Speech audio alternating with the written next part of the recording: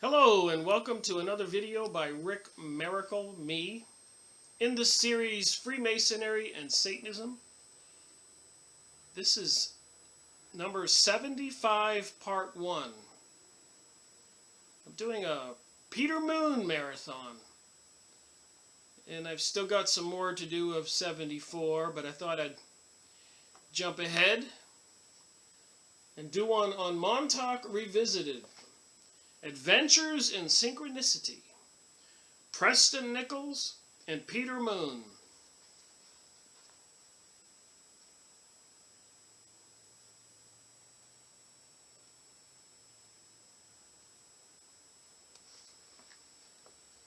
So I talk a lot about the occult, and I talk a lot about mind control.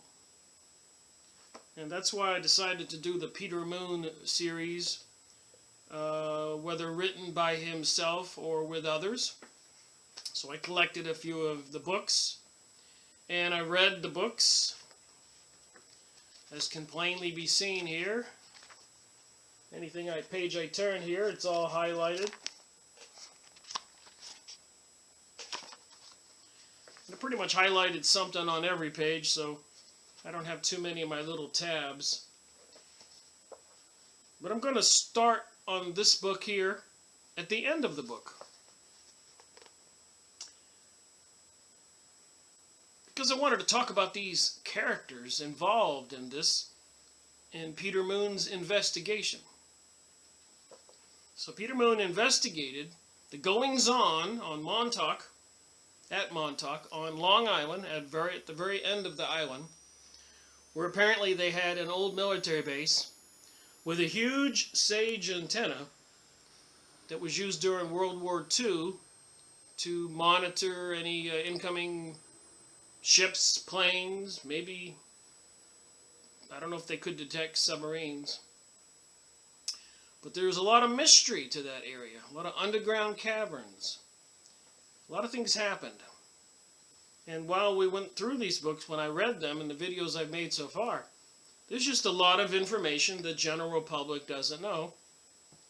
And there are videos on YouTube that, since I've been learning some of these names and some of these people, I take the time and put down the book and go put Jack Parsons' name in the occult as a keyword on YouTube and on the internet, and watch the videos and get myself some further education. So with that said, I'm just going to do the epilogue, which is at the end of the book, and it's about some people with some fascinating information. The original purpose of this book was to collaborate that the Montauk Project took place in some form.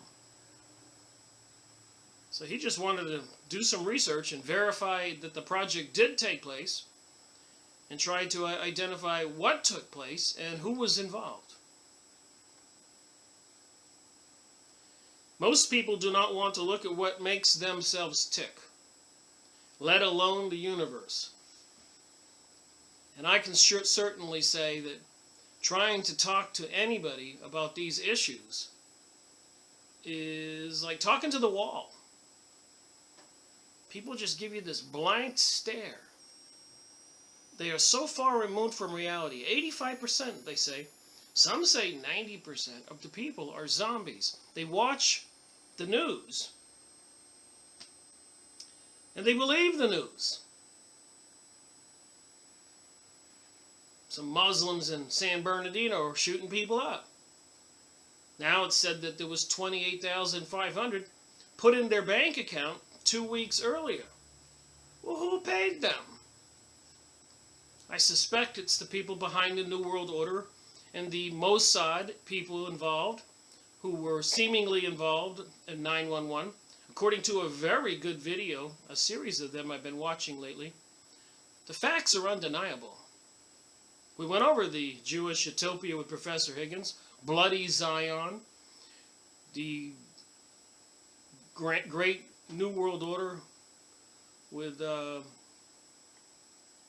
Robert Williams, and the American Jew who went to Israel Jack Bernstein, all those books, all the stuff I've done so far. Apparently, the people in charge of the world, and have been for hundreds of years, maybe thousands of years, are the people into the occult, secret mystery school of Babylon. And Babylon means the gateway to the gods. So one has to wonder, what's over there in the desert, the gateway to the gods, with the Sphinx and the pyramids, and the Himalayan mountains and Shambhala, and other landmark places all over the planet. What are they looking for? And this is the age of Aquarius. The age of Pisces is just ending, which was started when Jesus was born. So we are entering a new age. They want a new world order, a return to the golden age. They've been very explicit about it. They want a very small, elite class of people.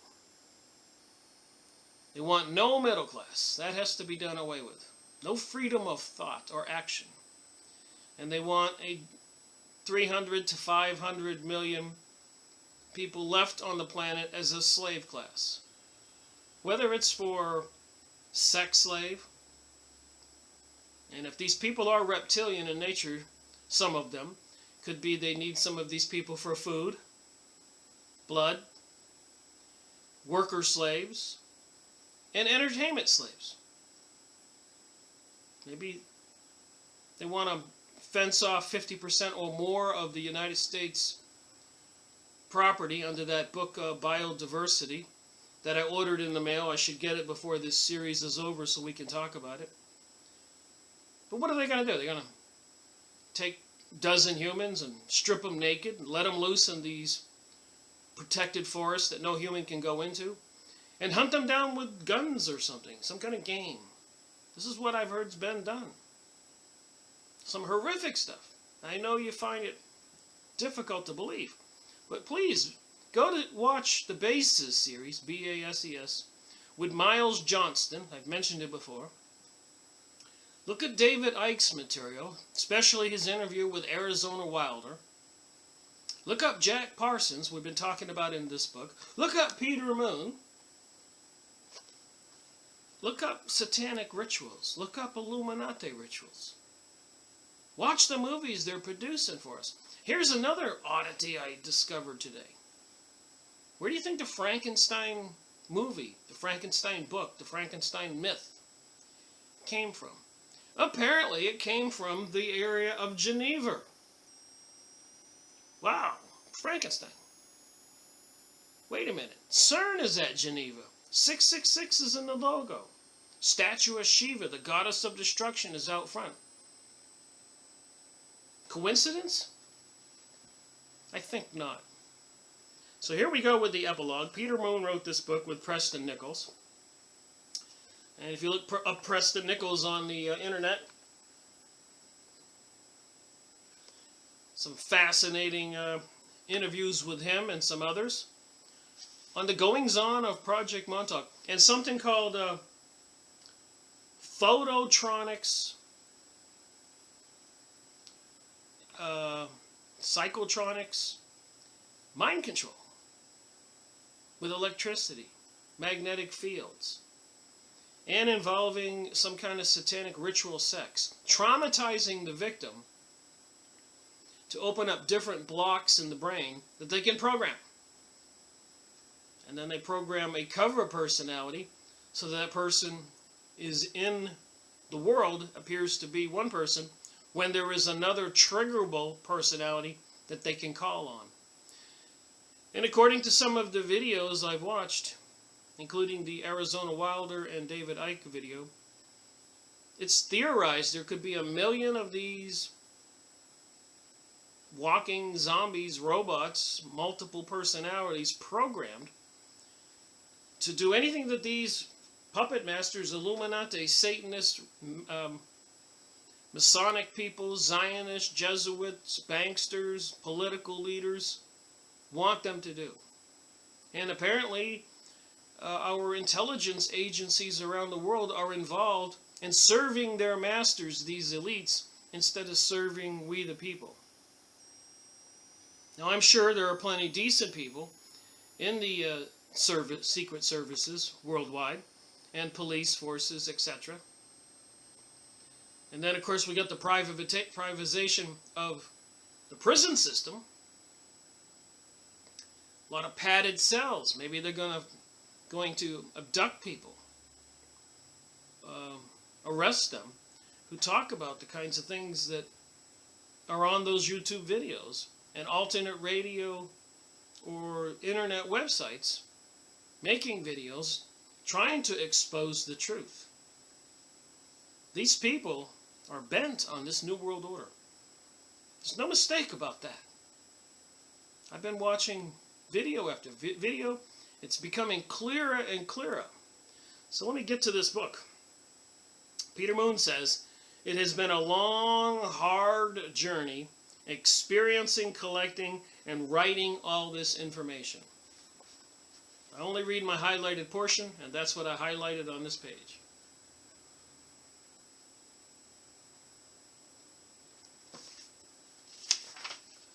I didn't highlight anything else here. Well, I did one little bit here. Perhaps the biggest clue to the Crowley connection, that's Aleister Crowley, whose name is 666 in a 666 numerology calculator you can find online. Kissinger is 666. Monsanto is 666. Santa Claus is 666. Computer is 666. And they have a large collection. Eric Schmidt, CEO of Google, is 666. Newt Gingrich, I thought he was 666 because some of the things he's been involved in, but I couldn't get it. But for some reason, my intuition said he has to be. So finally, I found myself at Wikipedia. His name isn't Newt Gingrich. It's Newt McPherson. What do you want to bet? Newt McPherson was 666. So perhaps the biggest clue to the Crowley connection concerns the family's heraldic coat of arms. It equates to the tarot card, the Sun. In Crowley's Thought Tarot card, THOTH, this concerns the new eon, new age of today's vernacular, and the emancipation of the human race. The emancipation of the human race. They got another group organized right now doing a lot of propaganda, posters, and other things, writings, called Freedom from Religion. Look it up. And here, as the evilest man alive, wants to assist in the emancipation of the human race. So their theory is that God is enslaving everybody with things like the Ten Commandments. So they want to free humanity from God's Ten Commandments. And Aleister Crowley's do as thou wilt, which was a law given to him by an interdimensional being. You can call it a demonic being or a guardian angel. It looks, he did a drawing rendering of this creature.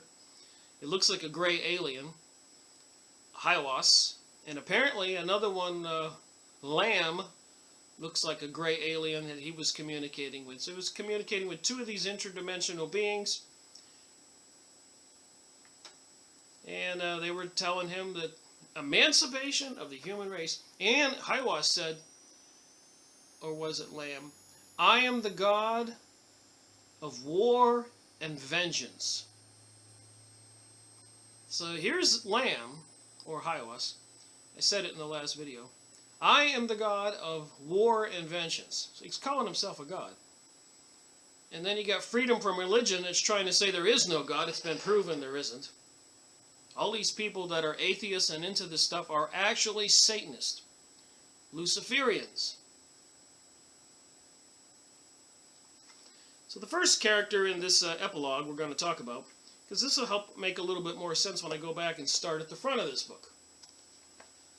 Remember, my videos are book reviews, and I like to have a little bit of conversation, commentary, along with what I read here. And anyways, this is about Ron Hubbard.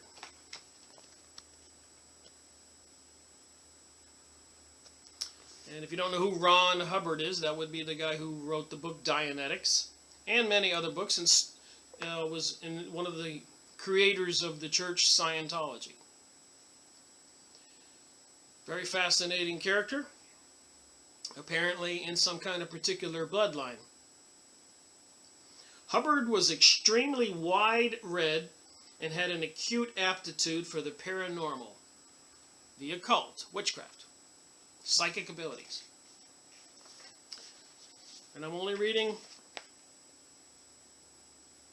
bits and pieces. It is known that Hubbard studied the psychiatric records of Navy personnel. So Hubbard was in the Navy. He was in psychiatry, and had information on the cutting-edge procedures of the day. This included narcosynthesis and regressive techniques.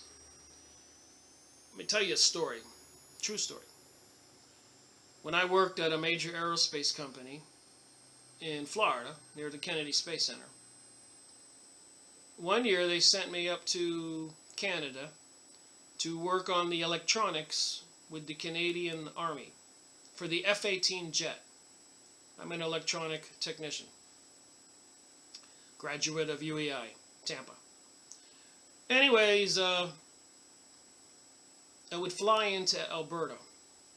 Beautiful place, beautiful city, like a mini New York City. Tall buildings. So they made all that money from the oil sands. So here I am walking down one of the city streets in Alberta, in the province of Edmonton, Alberta, excuse me. Edmonton was the city, Alberta was the province, and south of there is Calgary. So I'm walking around Edmonton, get my names right here, big city, and some people solicited me on the sidewalk to come upstairs and to take a test, and they would give me a free book. And it was a psychiatric text. Psychology. Some kind of test. So I sat down for about an hour and I read all the multiple questions and picked my answer. Colored in the block. And they ran it into the computer. And he brought me this chart with these peaks and valleys. And he did say that I was a very unusual man. And I've always been told that I have numerous interests. And he gave me a copy of the book Dianetics. So then I drove my car from the rental car up to Cold Lake, Canada, to the military base and spent my couple of weeks. I read the book. So I was going up there for 3 weeks or 2 weeks, coming back to Florida for a couple of weeks, going back up there for a couple of weeks, coming back to Florida for half a year. It was a good time. Working with the military up there on the electronics for the F-18 jet. So when I got back to Florida after reading the book, I was fascinated. And it talked about regressive techniques. And I apparently had this natural ability to hypnotize people after reading the book and the instructions. So I would be sitting there in a nice little pub at the Hilton at the airport. Maybe there'd be an Irish pub down in the lobby. And I would meet people. I'm outgoing. And I would tell them I read the book and I learned how to hypnotize people and regress people and take them back so they could remember when they were 3 or 5 or 7 years old. Apparently this works for people with particular mental issues or different paranoias or fears. Let's say they're afraid of snakes. And so you regress them, you count to 7 backwards, and I want you to relax and fall asleep. 7, 6, 5, 4, etc. And you do that 2 or 3 times, and I always had a tape recorder handy. And would turn it on. I wanted to be a professional. And there could be somebody else sitting there watching. Didn't bother me. But I would say, okay, I want you to go back to when you were 15 years old. And what is your name? And sometimes their name would be different. They would have a nickname back then. And I would say, are you afraid of snakes? Oh, yes. And I say, go back to 10 years old. What is your name? Where are you at? What are you doing today? Are you afraid of snakes?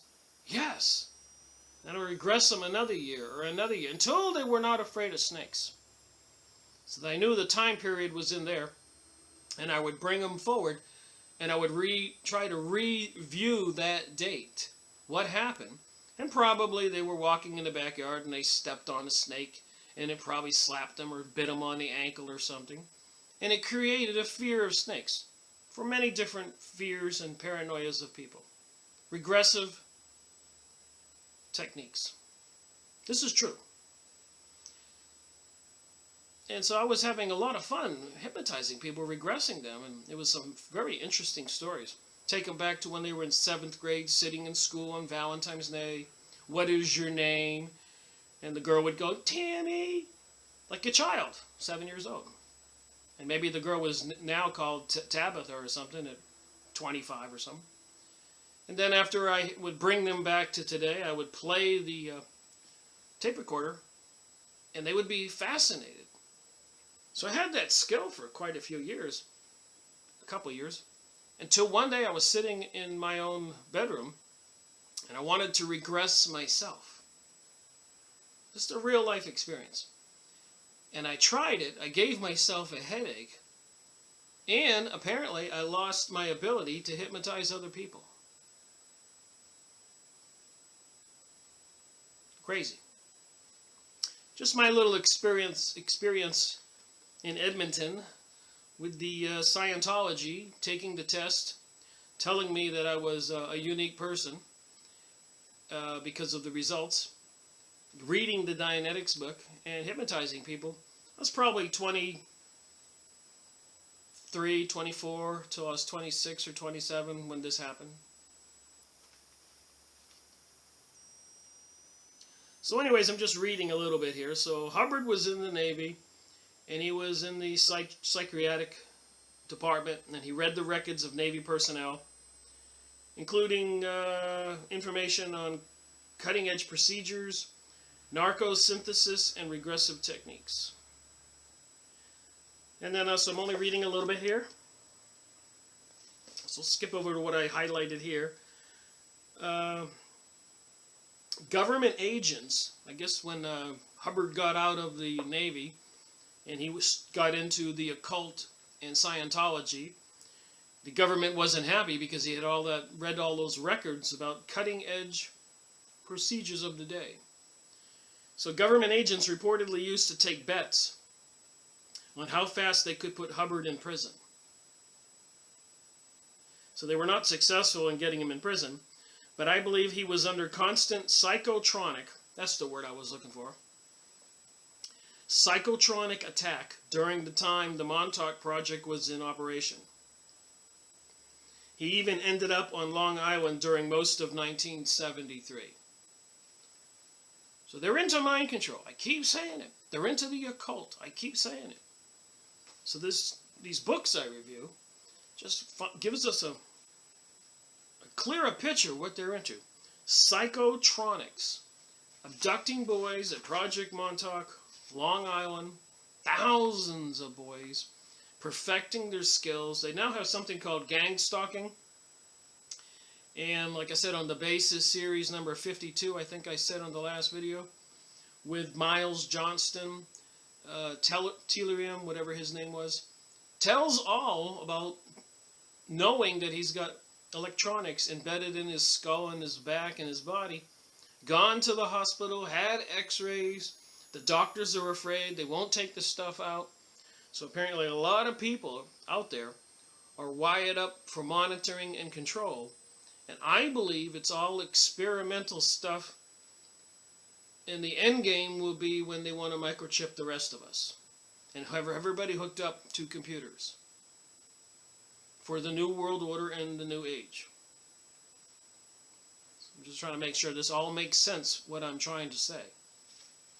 So the next character in this epilogue is Aleister Crowley. And again, just a few highlighted sentences. So Aleister Crowley, as we all know, was known as the evilest man alive and was definitely into the occult, the leader of some of the largest occult organizations, and was much into ritual, sex, for bringing forth beings or mind control abuse. And he was involved with NASA, JPL, Jet Propulsion Laboratories, and the government. This is what some of the stuff our government's into. Make no mistake. So he was born in 1875. He was born to a wealthy family. His father died at 12. All right. So I'm just reading my highlighted portions. The teacher had caught wind of an outbreak of homosexuality among Crowley's classmates. An outbreak of homosexuality. This is particularly noteworthy as Crowley never denied being involved in homosexuality in later life. We wonder about this homosexual agenda, the gay marriage and all that. The Supreme Court sitting with half of the people are Jewish, probably Zionist Jewish, dual citizens, with an agenda, as Professor Higgins tells us, in the Jewish utopia. They wouldn't be sitting on the Supreme Court if they weren't insiders, just like the presidents, Obama, Bush, Clinton. Again, go watch that video, Arizona Wilder and David Icke, and you will see what I mean. There's something bigger going on.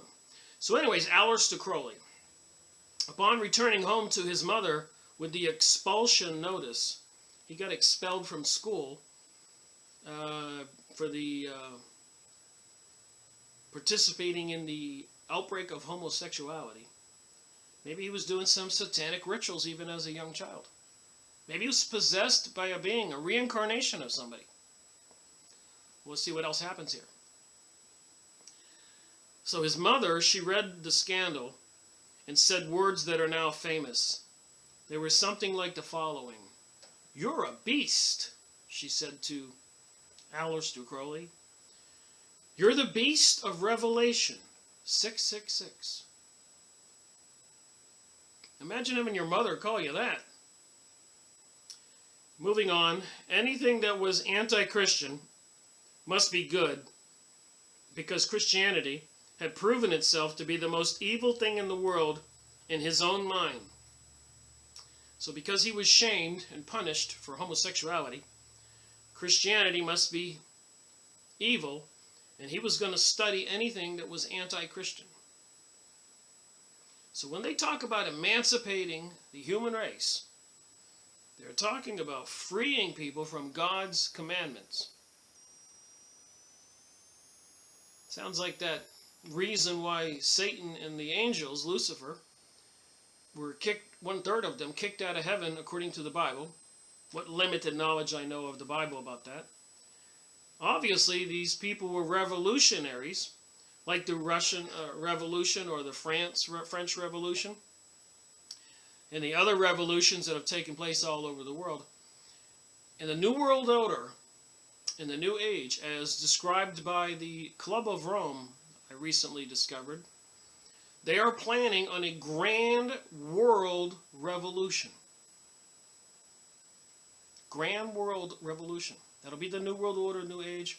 Jade Helm, things like that, Patriot Act, all this other stuff, gun shootings, terrorism, pollution, global warming. All these things are tools to bring about the worldwide grand revolution. I didn't make up those words.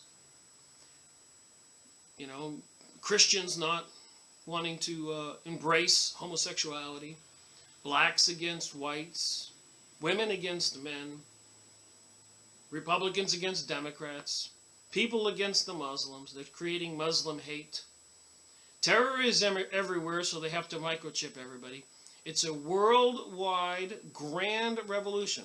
Like all the other revolutions they had that were, like the Ukraine revolution, where they ousted the president recently, and days later shipped out 35 tons of the Ukraine gold to New York City. China Revolution, where they killed millions. Russian Revolution, where they killed millions. They plan on a worldwide revolution. The revolution of revolutions, according to the Club of Rome, to bring about a permanent communist world. And the way they can monitor and control everybody, and some of this is my opinion from my research, is the microchipping of people. And if you go watch that Arizona Wilder, David Icke, and some other people, you will find out that a lot of people are already installed with electronics, and the experiments and the control is underway. Horrifying living conditions for these people. And that's what these books are about. The Montauk base underground, they were abducting boys out from New Jersey, New York, all the surrounding areas, and bringing them into these mind control, sexual abuse, and other horrific programs. Project Montauk. So, Aleister Crowley's mother said he was the beast, 666. So Aleister Crowley hated Christianity and thought it must be the most evil thing in the world, and started studying anything that was anti-Christian. And he grew up in a very wealthy family, never had to worry about money or anything like that. Anyways, he was arguably one of the most skilled poets ever. At the age of 20, he inherited a fortune and abandoned in the last year of his formal education. He was now enthusiastically pursuing the occult and studied many secret societies. He would later rise to the highest leadership position in many ancient orders. The Masons, Rosicrucians, Order of the Silver Star, Order Templi Orientis are among them. And remember, this series of videos is Freemasonry and Satanism. And as I've said before, I could have named it Freemasonry, Satanism, Rosicrucian, Zionism, Jesuits, Kabbalah, witchcraft. And I can add here, Order of the Silver Star, Order Templi Orientis, Club of Rome, Council of Foreign Relations, Bilderberger groups, Bohemian Grove, and on and on and on, as described in Constance Kuby's book and others. Beware of the rainbow, the symbol for the gay agenda and the New Age agenda. So make no mistake what we are talking about in this series of videos. Alright, so the Order Templi Orientis is also known as the OTO that I've mentioned earlier. Is perhaps the most significant in his own life. While being the outer head of the OTO, he formulated and wrote down his most famous work, Magic, in Theory and Practice. He spelled magic with a K so as to differentiate it from parlor magic. Remember my little conversation about my experience of reading Dianetics and being able to hypnotize people and regress them. There's something more going on in our reality that a lot of people are unaware of. The most spectacular event in Crowley's life occurred in 1904 at the Bulak Museum in Cairo. Crowley and his wife had recently spent the night in the king's chamber of the Great Pyramid. See what all this has to do with the Middle East, to Babylon. Babylon means the gateway to the gods. 911 was so they could go ahead and take over all those lands. They can x-ray things with those satellites in space, and they've discovered a lot of things that none of us are aware of. They keep secret. So there is this sinister side to this New World Order. Occultic side, demonic side, Luciferic, Satanist. Not going to be good. So they spent the night in the king's chamber. While staying at a flat in Cairo, Rose, after sleeping in the king's chamber, Rose fell into a foreign state of mind and kept repeating that Crowley had offended Horus, the Egyptian god. That would be the all-seeing eye on the US dollar bill. That's Horus. And Horus is the son of Isis. They call those people in the Middle East, now attacking even in France and the United States, ISIS. And Osiris, their child was Horus. And the phallic obelisk in your city squares all over the country, in the Vatican, the world, that's the phallic unit of Osiris, Because apparently when he was killed, he was cut up into 17 pieces, and Isis recovered 16 but one piece, the phallic unit. And so the god Osiris is represented, worshipped, by putting those obelisks in our city squares all over the world. Interestingly enough, that little town down there in Georgia, North Georgia, with the U.S. Georgia Guidestones, when I drove there to take a look at those stones one day, I did stop at the nearby town, and it was the most depressing town, little town, 3 or 4 streets with brick city buildings, that I'd ever seen. You could tell it was so depressed. But they had 2 obelisks in the city square, one at each end of the city square. I thought that was unusual. And the citizens, when I went into a little pizza parlor and had something to eat, and I made a comment that they should bring those guidestones out from the field outside of town into the town as a tourist attraction, I got the most hated looks from the owners of that pizzeria. They said they had nothing to do with bringing that stuff into their town. Anyway, so Rose fell into a foreign state of mind, and repeated that Crowley had offended Horus because they had slept in the king's chamber of the Egyptian god, and we know Horus is on the USA dollar bill. She then proceeded to tell him how to invoke Horus, and finally dragged him to the Bulak Museum. There he was shocked. Rose showed him an image of Horus in the form known as Ra-Hor-Kuet, and the display number was 666. So there were many displays in the museum, and they were numbered 1 to 1,000. And this one representation of Horus, the display number was 666. Does it have to get any clearer to people? People won't believe you, won't believe me, if you tell them this stuff. And I'm talking to people who are watching this video. This is unbelievable material I research. How many people know this stuff? It's right here in this book.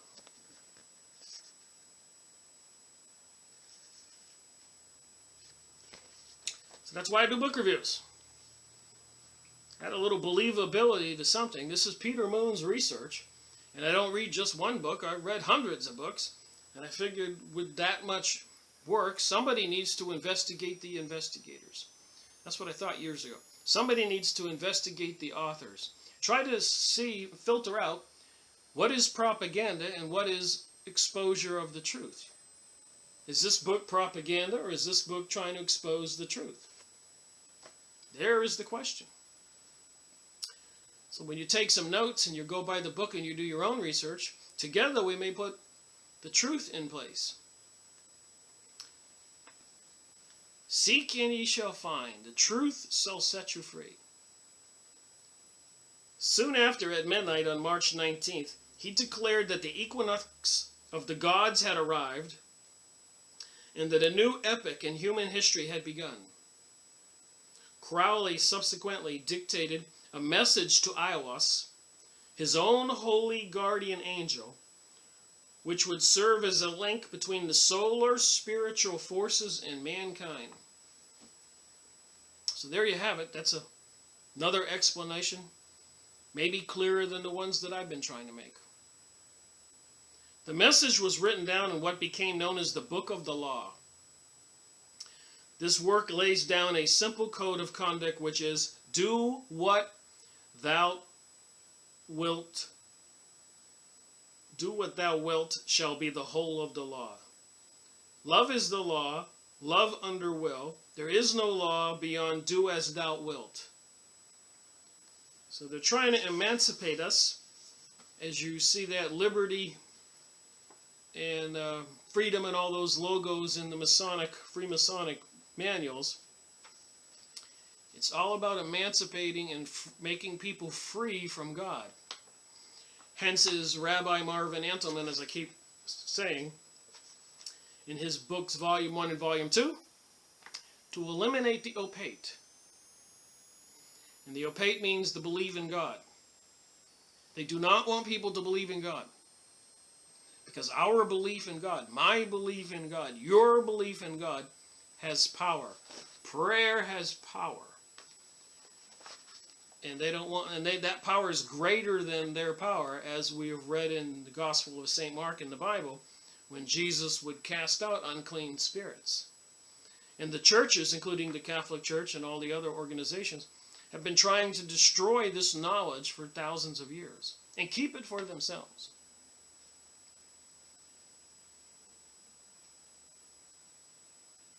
Crowley taught that every man and woman was a star. And I'm not reading everything here, so get the book. It is important to know that Crowley's life was full of scandal. Sometimes he was accused of murder, such as sacrificing his son McAllister. He did have quite a reputation as a sorcerer or magician, and some people were quite afraid of him.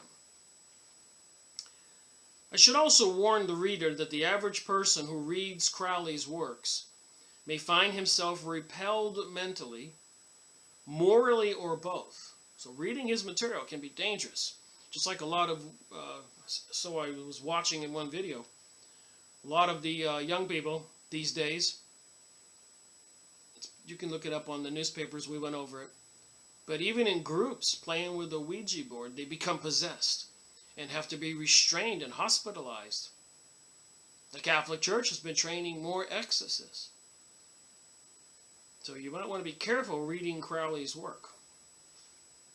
Makes you wonder about these people who do the San Bernardino Act, or the, I believe the one in France was probably mercenaries, Secret Service agents trying to sway public opinion for the invasion of Syria. In the United States, I think San Bernardino and a lot of those other ones are again trying to sway public opinion so they can disarm the USA people and enact more police powers, readying us for the New World Order, as was just described in this book. If this occurs, understand that repulsion is a reverse magnetism and is forcing one not to look at something.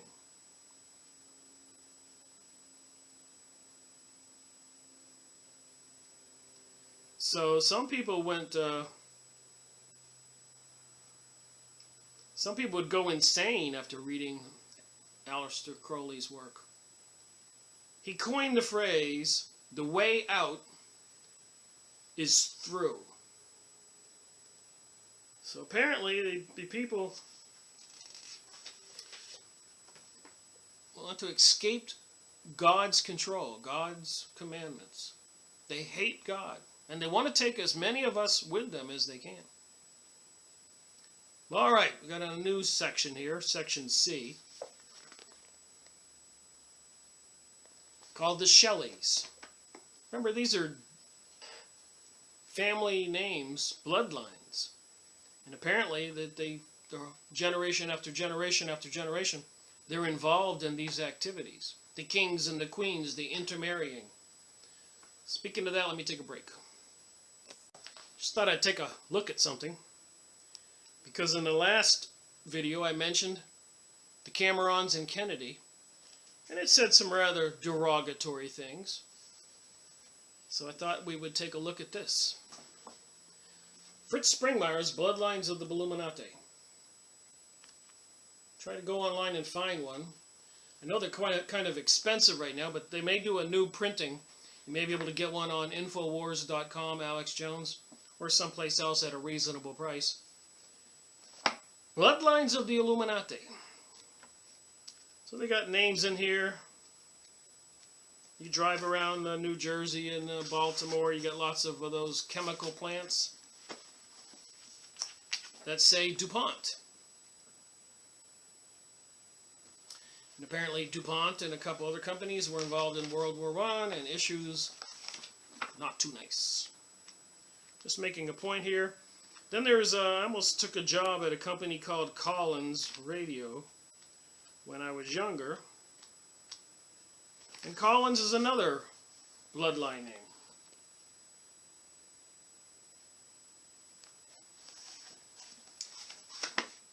So you can see their alphabetical order here. Then there's Bundy. Bundy's been a popular name. Politicians and even murderers and stuff like that. Bundy. Bloodlines of the Illuminati. Quite an interesting book. This is a series of book reviews. And of course we have Astor. And these people are all intermarried, related to most of our presidents and the elite families all over the country. So anyways, my point I wanted to get into was Kennedy.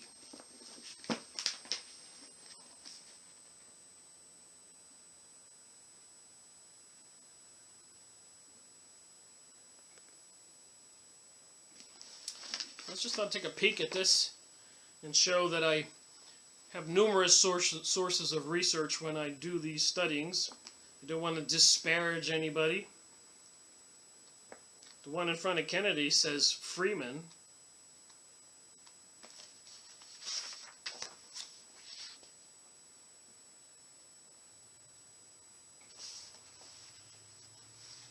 So what does it say about Kennedy here? To be a researcher and to be informed that the Kennedy family is a top 13 Illuminati family is akin to being told a needle is in a haystack. Someone has estimated that there are 200,000 Kennedys in the United States, and on a list of the most populous surnames of Ireland in 1890, Kennedy ranked as 17th. In a recent book listed as the 16th most common today, fortunately, there is information that allows me to identify at least part of the satanic Kennedys from all the rest of the Kennedys. So just because your name is Kennedy doesn't mean you're part of this. No more than Newt Gingrich's real name, McPherson, being McPherson 666. But it's not what people say, it's what they do. And some of the things that Newt Gingrich did led me to believe there had to be a relation. And anybody in high places in politics, 99% of the time has to be involved, or they wouldn't be where they are. They filter out any good guys, decent people. And if they turn traitor, like John Kennedy wanted to expose the secret society ruling the world, as he said in a speech, then they will have him assassinated. At Delaney Plaza, which was a Masonic plaza. You can learn all this stuff on videos on YouTube. In my little way, I'm doing my research, maybe helping some people see that there really is something to be concerned about. They really do plan on a new world order, a new age. They are responsible for these false flags and gun shootings, mind control of people. They are trying to destroy Christianity. There is a group called Freedom from Religion. And you got the poverty law from in the South doing anything but what it says, its namesake says it does. Poverty law. It's trying to destroy we the people. There's all kinds of people exposing the details and goings on. I've seen a lot of it and printed a lot of it out. So it says here, the Kennedys that we will look closely at, are related to the Fitzpatricks, a powerful Irish family whose coat of arms has 3 fleur-de-lis with a dragon and a lion. So the fleur-de-lis would be that flower with 3 petals. And a dragon and a lion. It's always a dragon and a lion. Least we forget the conversation about reptilians and shapeshifters, the Illuminati and satanic rituals, as we said with Arizona Wilder and David Icke went over, and many other people on Miles Johnston series, Basis series, and about reptilians and people photographing people on famous people on TV, seemingly having part of their jaw and face change shape, including people like Bush. And the description from Arizona Wilder, if you go watch that, you won't believe it. She tells all, names the people. So anyways, there's a lot of information in here. So there's a lot of Kennedys that are famous. Kennedys of Hillfoot, Ireland, Kennedys of Carmichael County, Scotland, Kennedys of Visit Dublin in Ireland, Bill Clinton and Mrs. Ethel Kennedy. Apparently, Bill Clinton, when he was in high school, his high school was visited by the John Kennedy, and he met John Kennedy. Coincidence? So there's just pages and pages, and I'm not trying to go over this, but I did find something here interesting.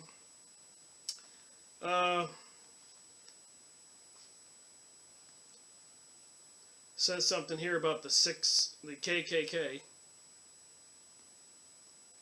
The Scottish Mason, this is in the Kennedy section, wrote in a periodical, the Rosicrucian, see I keep saying this stuff, and Masonic Record. And Fritz Springmeier is a noted expert on these subjects, and you can plug his name into YouTube and watch him in some of his speeches. I highly recommend it. Page 167, that the Knights Templar of America were founded on the craft degrees, and that the earliest record of the U.S. Templar Lodge are dated to 1790. Remember, this is Freemasonry and Satanism. Whether this information is accurate or not, this author can't say. However, it is noteworthy that the person in the position to write and speak about the Masonic Knights Templar is a high-ranking Mason of Scottish descent. It was a Masonic Knight Templar, W.J. Simmons, who revived the KKK in 1915. So a Freemason revived the KKK in 1915, according to him. This is in the Kennedy section. So the Kennedys are involved here somewhere. See if it mentions the name. In 1866, the founders of the Ku Klux Klan were all Confederate officers of Scottish descent. They were evidently part of a secret Scottish occult society called Society of Horsemen's Word, which has had widespread power in Scotland for many years. The oaths and rituals of the Klan were adapted from the horsemen's rituals and ceremonies. Obviously, if the founders of the KKK knew the secret horseman rituals, they had to have been horsemen. Other secret societies, such as the White Rose and the Knights of the White Camellia, joined the KK once they got going. A lot of people know. A burning cross was the traditional Scottish way to call a clan to war, and is also a common KKK symbol. The Illuminati has traditionally referred to themselves within their own ranks as the Circle. The Greek word for circle is Ku Klux. Ku Klux Klans. Was used when the word clan to create the derivative Ku Klux Klan. The 11th letter is repeated 3 X's to refer to this group. Hopefully the reader can catch on to the occult nature of how the KKK was named. We've already discussed that, 666666. The occult side of the KKK and Nazism is often overlooked by the establishment's literature and media. So it goes into a lot of things, and again, I need to be doing another whole series of book review videos on this book. But I just wanted to more pages on the Kennedys. The Illuminati and Matthew Kennedy. One of the chief lodges for the branch Illuminati prior to 1784 was located in a high chateau in Emerville near Paris, France. The land belonged to the Marquis of Jernadian, who protected Rossio and later gave Rossio a tomb on his estate, Saint Germain.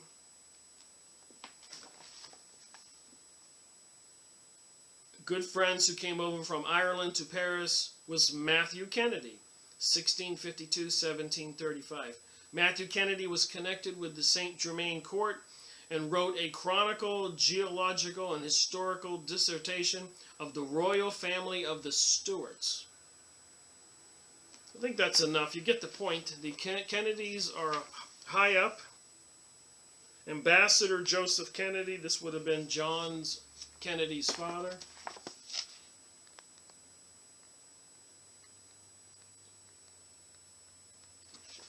So these Illuminati, Freemason types into the occult, wind up getting nice jobs as ambassadors and powerful positions to get money and connections. Here's another page on the Kennedys. Quite a few pages on the Kennedys in this book. Marilyn Monroe, we all know some of the stories.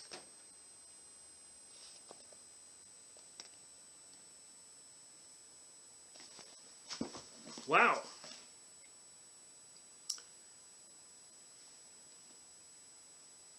That in the Kennedy here, it's got that picture of Anton LaVey, the Church of Satan. Upper right, Jane Mansfield doing a satanic. So Jane Mansfield's doing a satanic thing here with the devil. And there's Anton LaVey, the leader of the Church of Satan, with the satanic symbol right there where my finger is. Which, by the way, looks like the star, Chuck Norris, on Texas Rangers that they were zooming up. And since I've been mentioning it on my videos, I noticed they stopped the zooming up. Makes me wonder. Somebody thinking people are catching on? JFK and Jackie meet the Pope.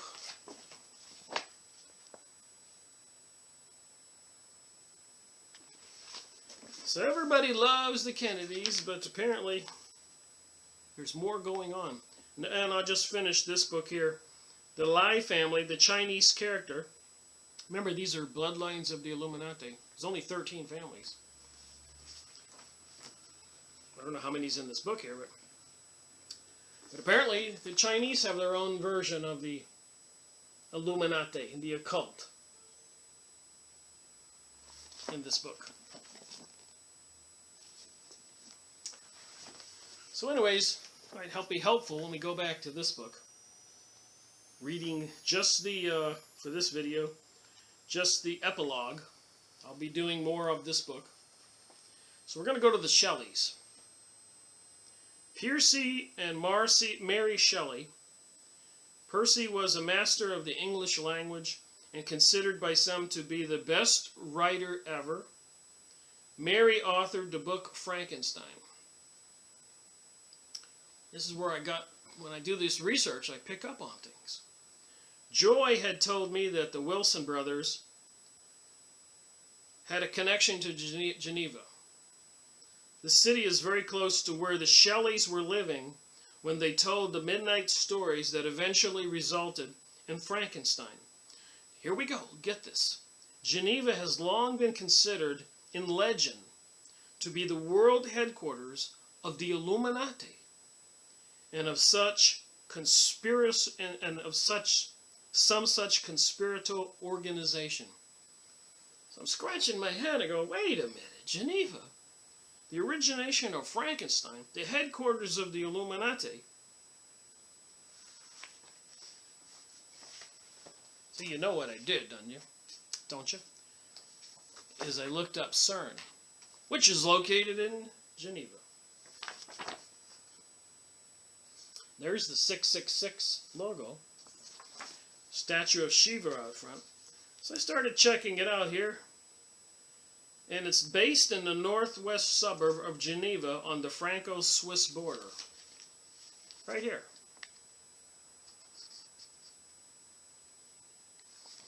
Now I'm going to go over this CERN document some more. But suffice it to say, apparently CERN blew a gasket. It's on some of the videos now. It blew the sides out of some of the tunnels where they were accelerating the particles around and around and around. It overheated and smashed through there, causing evacuations of homes above in Geneva. But it just shocks me to find out that the home of the Frankensteins and the headquarters of the Illuminati is where they're doing this CERN thing. And a lot of countries in the world are involved, according to this Wikipedia document. You're not going to believe the money they're spending. This is the headquarters of the Illuminati. Think about it. New World Order, New Age. What will they not do? How much are they spending? What have they done? We know that they instigated World War I and World War II. I've said the details. They tricked the people. Wilson tricked the people. He said that a ferry sank over there off of Britain with Americans on board. Declared war on Germany. Later on, they found out the ferry never sank. It was all a trick. They wanted to get into war with Germany with World War II, Roosevelt. So they cut off Japan's scrap steel and oil supply in their battle and war with China, forcing a retaliation by Japan. And Japan and Germany had a treaty that said if you go to war with one, you go to war with both, which got us into the war with Germany. And both of these presidents, it has been documented, discussed this plan, this prior to it happening. They're planning World War III. So anyways, I got this one page. Unbelievable information here. But million CHF for 2014. Money contributed to CERN. Belgium, Denmark, France, Germany, Greece, Italy, Netherlands, Norway, Sweden, Switzerland, United Kingdom, and many more. And here's how much money they donated. 30 million CHFs. Belgium. Denmark, 19 million. This is in 2014. How long? The total sum on the bottom of this is 1,117,000,000. And the thing blew a gasket. They were trying to open up a portal to this interdimensional world, this craziness we're talking about with Aleister Crowley. Kennedys are part of the Illuminati. These presidents we have, according to Fritz Springmeier in that book right there I went over, most of the presidents are related to each other or to the King of France or Germany or England. It's this bloodline thing. And they're trying to they took over the Middle East, which is Babylon, which is the gateway to the gods. And they're all into the occult. They're sky spraying us with chemicals and maybe bacterial, and maybe it's some kind of huge satanic ritual, something much more sinister than we're aware. We know they're into mind control. It's in the documented. You could look up California microchipping children, Texas microchipping children. I'm sitting at lunch with two female friends of mine in Florida a few years ago, and I had discovered the Texas and California microchipping. And one of my friends says, "What's the big deal? My husband is a member of the VFW. The family members have been bringing in their children for quite a while to be microchipped."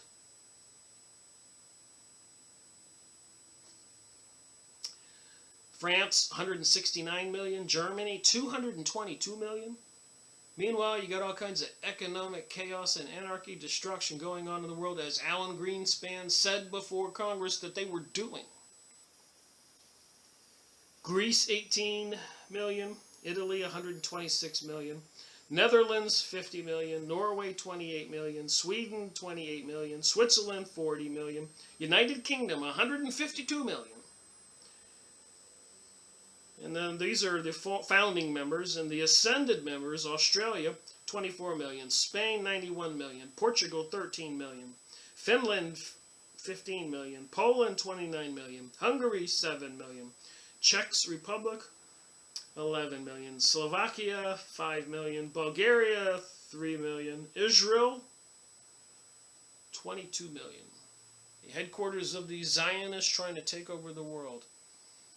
They keep a low profile and they blame it on everybody else, and they're trying to create hatred for the Arabs right now. But you can go look up CERN, like I did. Here's the page that I just went over. You can see on the bottom the total.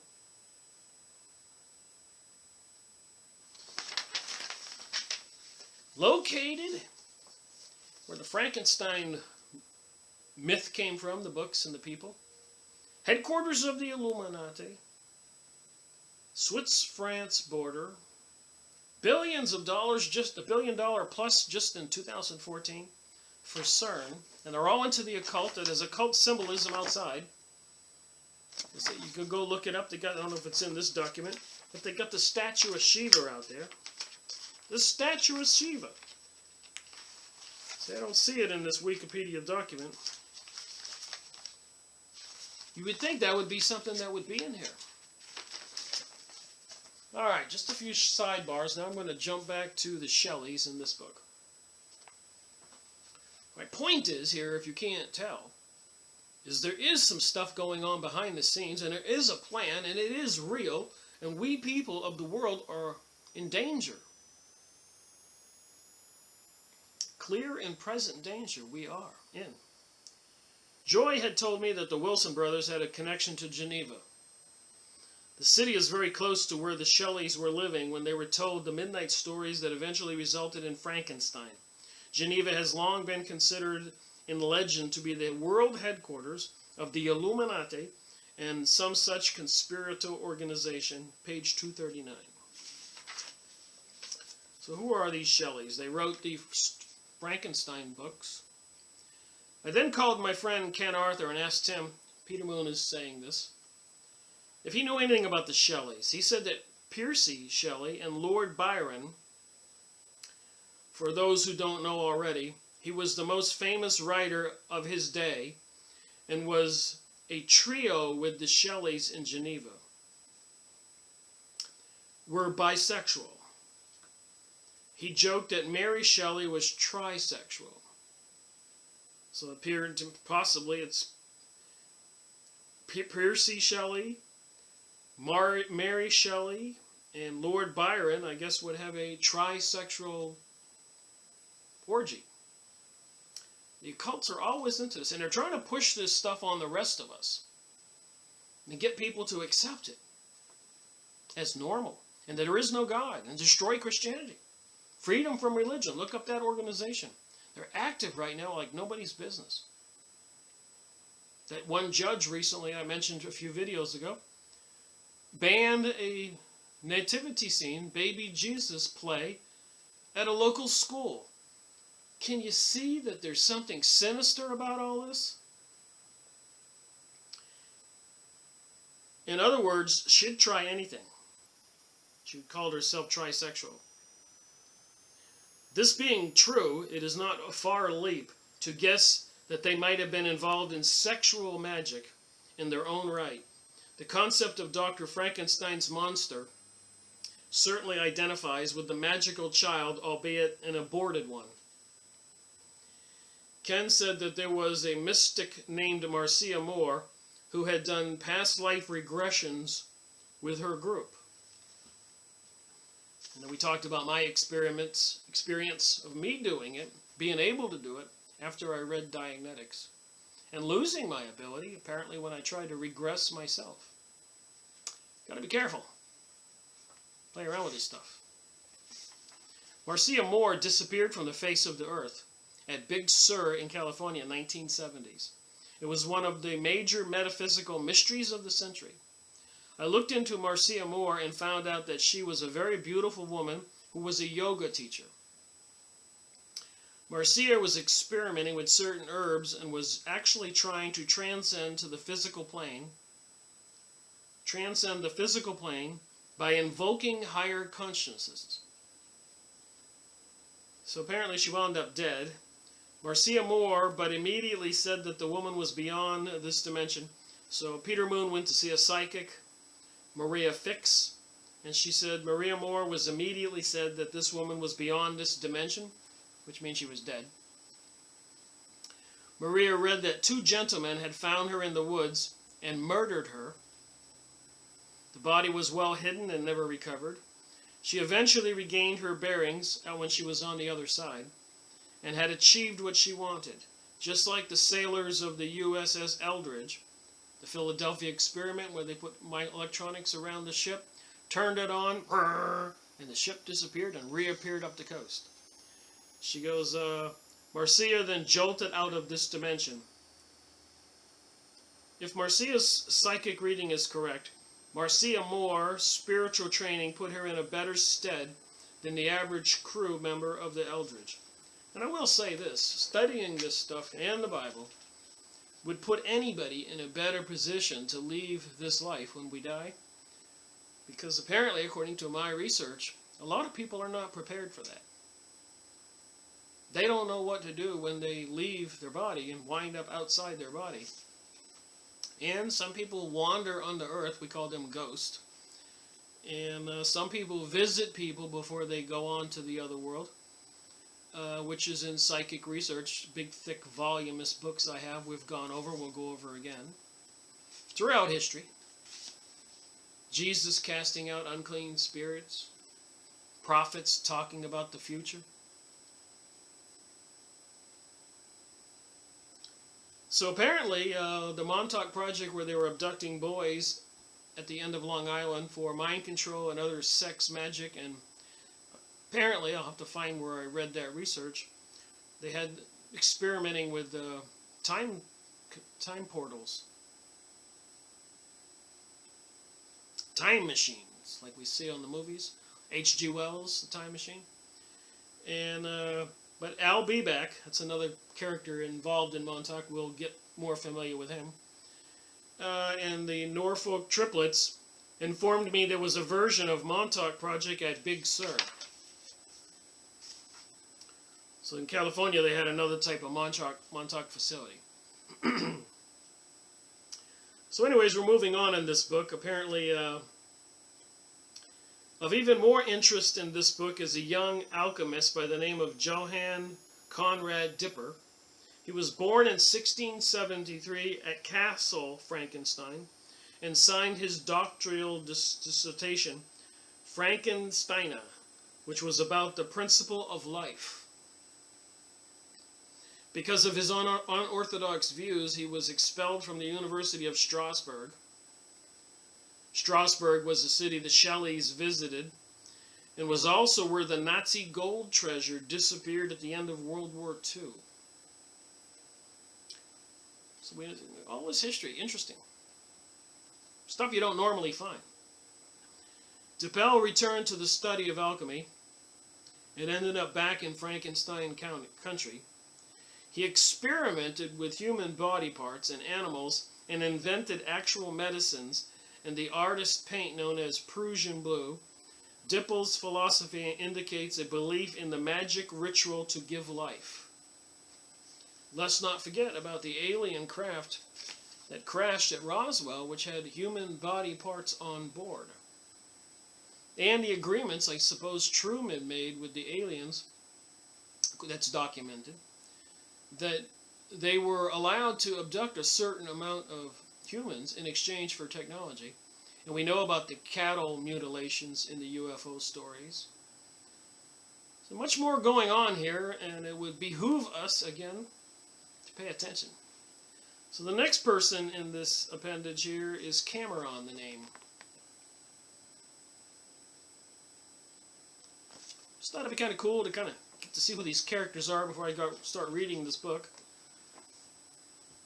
Cameron is a poet and artist and is probably the most significant figure in the goddess movement. I think that's Marjorie Cameron. Born in Bella Plain, Iowa, a spiritual passion overtook her as a child, and she became a central point of various forms of knowledge. Cameron joined the U.S. Navy as Marjorie Cameron, working directly for the Joint Chiefs of Staff during World War II. She made maps and was the only enlisted person working for them at the time. She had occasion to witness unbelievable corruption and went AWOL, A-W-O-L, when her brother was brought home in a straitjacket. After serving in the Navy, she came into contact with Jack Parsons, JPL Lab, Jet Propulsion Lab, the guy into the occult and a friend of Aleister Crowley, a notable rocket scientist who co-founded Aerojet General Corporation. In a reversal of fortunes for the Navy, she married Jack and engaged in the now famous Babylon working. Remember, Babylon means gateway to the gods. This was an ambitious sex magic ritual, Babylon working, the repercussions of which can still be felt today. So they were messing around with time and bringing other entities into this dimension with ambitious sex magical ritual. Shortly after this operation, mass sightings of UFOs began to occur across the United States. So after they did the ambitious sex magical ritual called Babylon working, Babylon means the gateway to the gods. They're trying to get rid of all the people in the Middle East, murder them or make them flee. They have satellites in space that can x-ray the ground. They're looking for something. There's all kinds of archaeological discoveries. They want to rebuild King Solomon's temple. This is all about Israel and the Zionists and a New World Order. And after they did this ritual, shortly after this operation, mass sightings of USO began to occur across the United States. You don't get this information unless you go get the book. Page 246. Cameron left her husband about a year later and sought out Aleister Crowley, himself thinking that she was his magical daughter. Remember, Crowley was incommunicado with that gray alien-looking creature, Hylos, and then instructed him to write the book of the law. Do as thou wilt is the whole of the law. And he hated Christianity. He was punished for being involved with a group of boys in homosexuality in school. And now we have the Supreme Court and the United Nations, United States, United Nations, NATO, worldwide, apparently these Masonic occultists in charge of our world, forcing homosexuality acceptance upon all of us with the propaganda. That's pretty scary when you know the real story. 3 weeks later, so she reached there looking for her magical father, I guess. Shocking news that he had died. She decided to enter a convent near Geneva, Switzerland. Oh my, CERN. 3 weeks later, she had one of the most profound experiences of her life.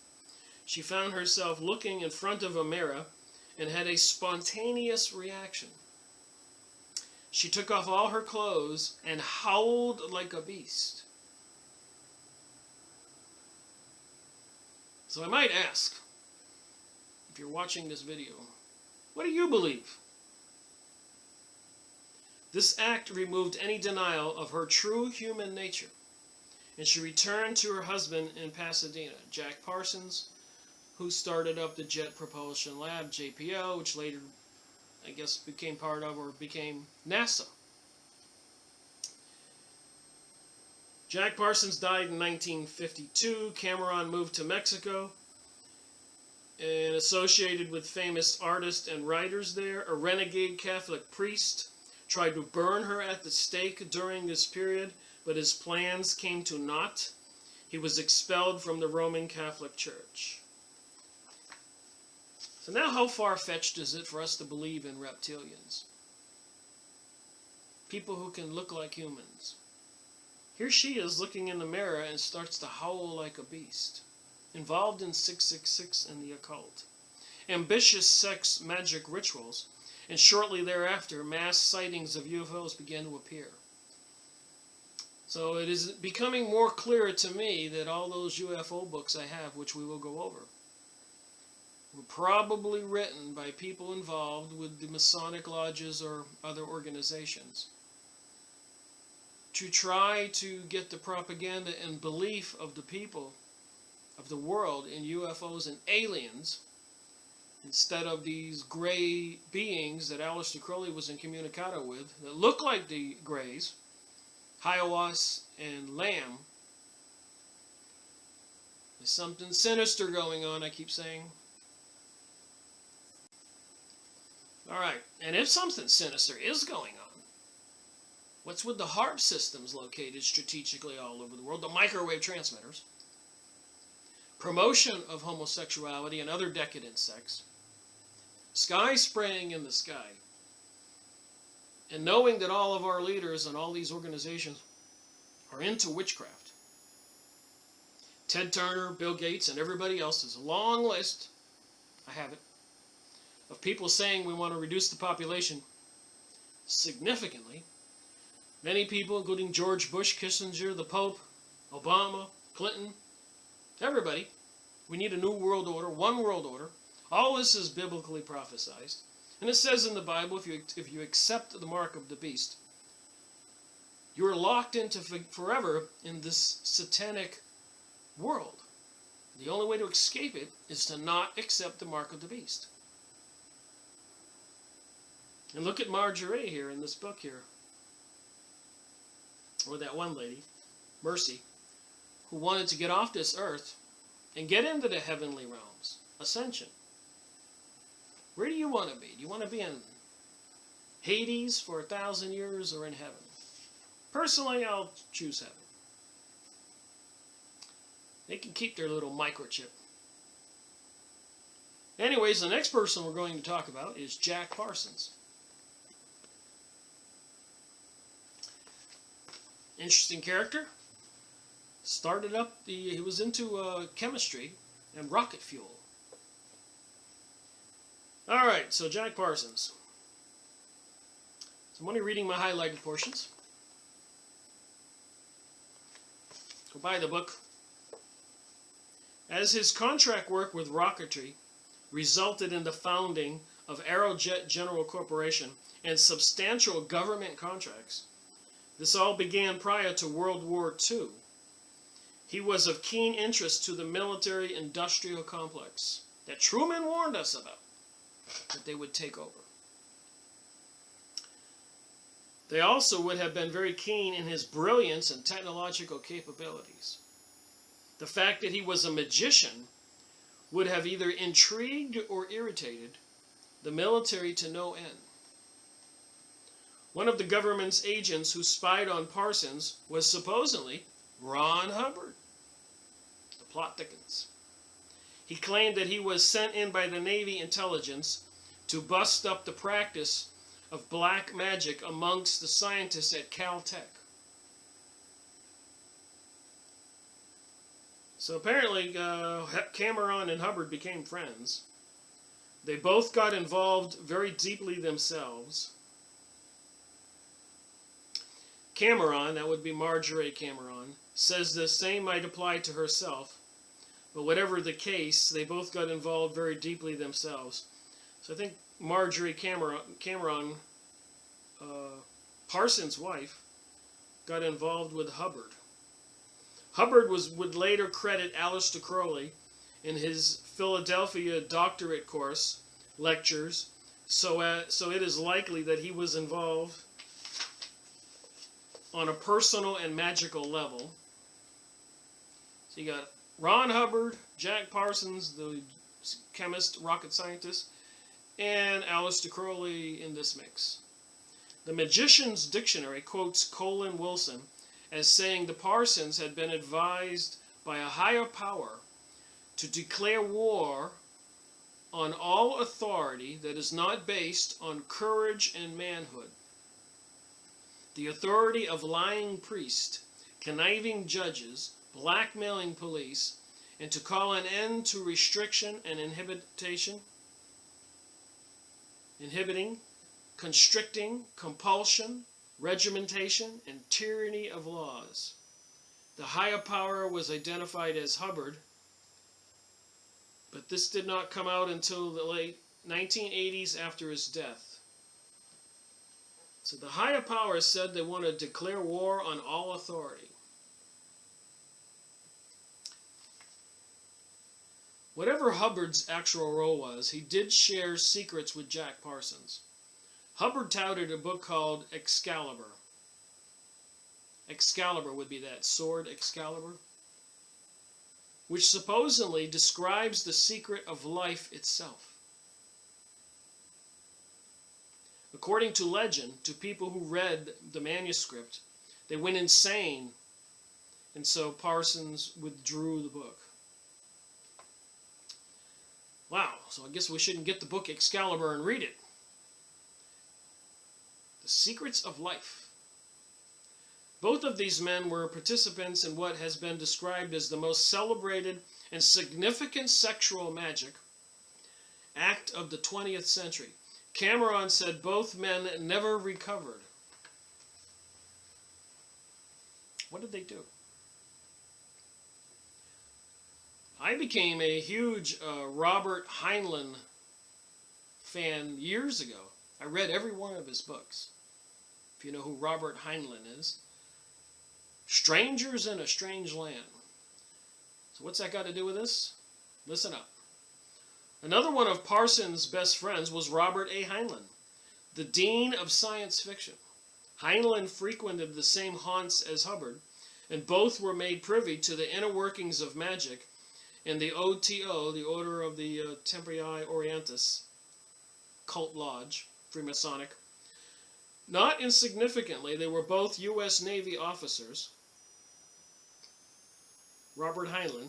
Heinlein made a big step towards changing the world when he wrote the book Strangers in a Strange Land, which was a rallying point for what would later become as the hippie movement. Based on his entire work on philosophy, or in the OTO, the relationship between Heinlein and Jack Parsons is covered brilliantly and in great detail in Green Egg magazine, Summer, Autumn, Winter editions, 1992. So it would be interesting if somebody could find that. I'd like to get a copy of those. Parsons knew many famous people, but perhaps the most politically powerful was Howard Hughes, the czar of the fledgling aerospace industry. Cameron's research indicated that Hughes controlled the CIA after 1949. Moving on, we're talking about Hughes. Hughes had an accident. He made a miraculous recovery, but it turned out to be not so miraculous. It was at this point that he became incredibly eccentric and just plain weird. It is speculative, but too not far reached, to guess that Hughes may have been resurrected by aliens who programmed him to do their bidding. Remember, they have this knowledge about bringing bodies to life in Frankenstein and Geneva and CERN. Just an interesting mix of topics. The man had tremendous influence, and this may have led to Parsons' death. If Hughes was a CIA monster, Jack Parsons' disdain for authority couldn't have helped him anyways. Hubbard would state after Parsons' death that he was very fortunate to have known such a remarkable man as Jack Parsons, Ron Hubbard of Scientology. 2 weeks after Jack died, the capital of the United States was stormed with UFOs. Serious government pursuit of Hubbard began in earnest shortly thereafter. The world hasn't been quite the same since. Wow. Crazy? You think? So that's what I've read on this book. I had a couple documents I wanted to go over that are just too crazy these days. I have not pre-read these, so I'm going to be brief. You can look them up. But I do get emails from American Policy Center, that book we've been going over on Agenda 21 in my videos, which we will revisit and revisit until I go over the entire book. And you can see here it says, "Hello, Rick."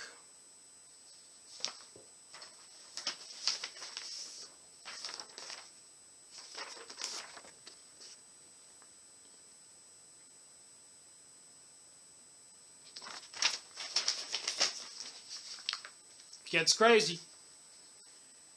"This may be the most important letter I've ever sent you, Tom DeWeese. That's right, it's urgent that you sign the attached petition to Senator Mike Lee right now. Let me explain. Earlier this year, the Federal Aging, Housing and Urban Development, HUD, announced the Affirmative Furthering Fair Housing Rule, the AFFH. This is Barack Obama's most radical assault on American citizens and local governments. It's actually worse than Obamacare.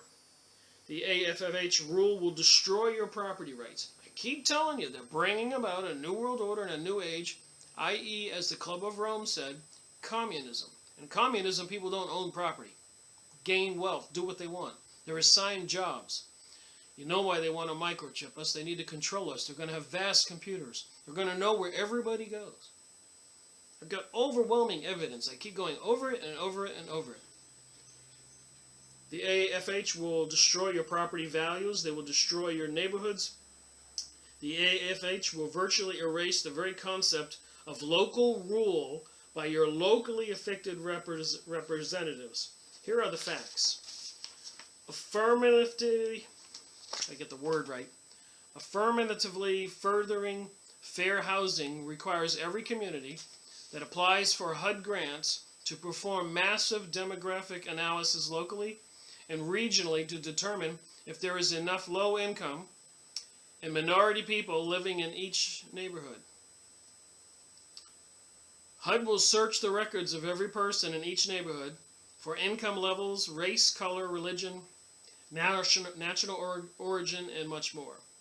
If there aren't enough of each category, HUD determines that there is an imbalance and will force a massive shift to balance the breakdown of residents. This is social engineering at its worst. Now remember about the occult and all that other stuff and the creatures that are in control of our planet. And consider the activities of these things going on. And HUD will demand that such an assessment of every neighborhood every 5 years.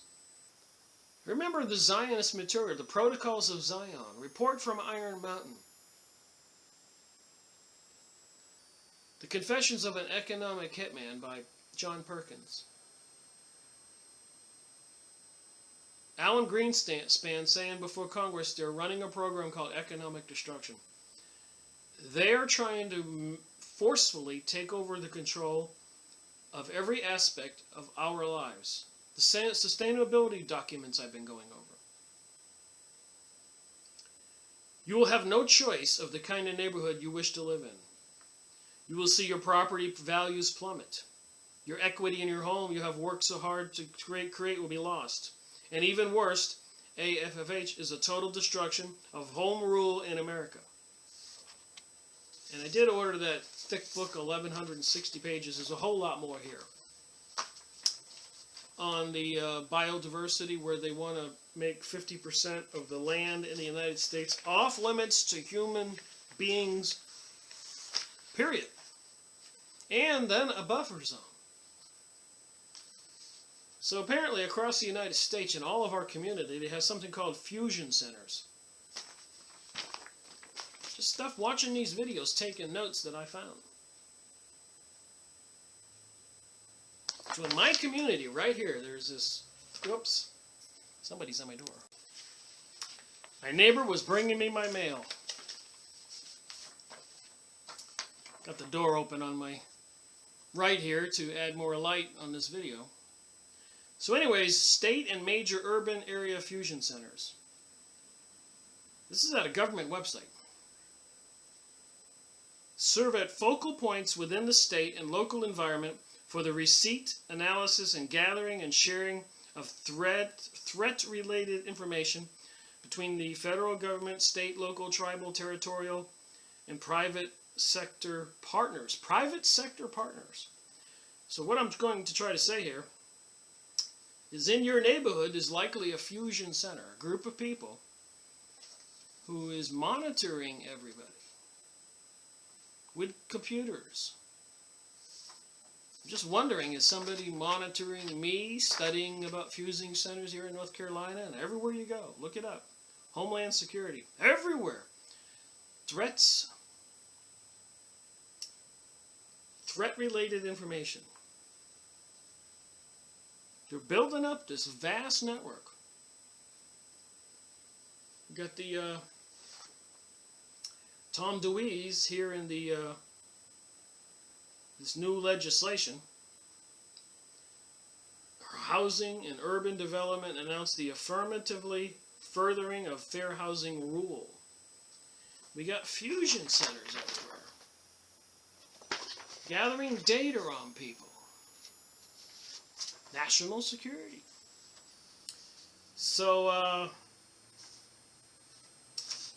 I looked up something called Club of Rome, the Environmental Disaster Poster.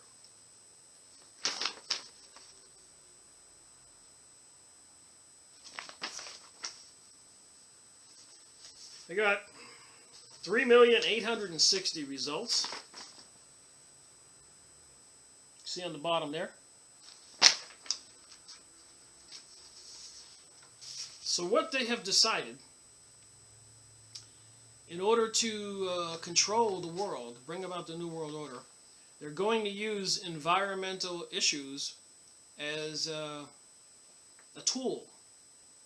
So they have to convince the rest of us that the environment is in a disastrous situation.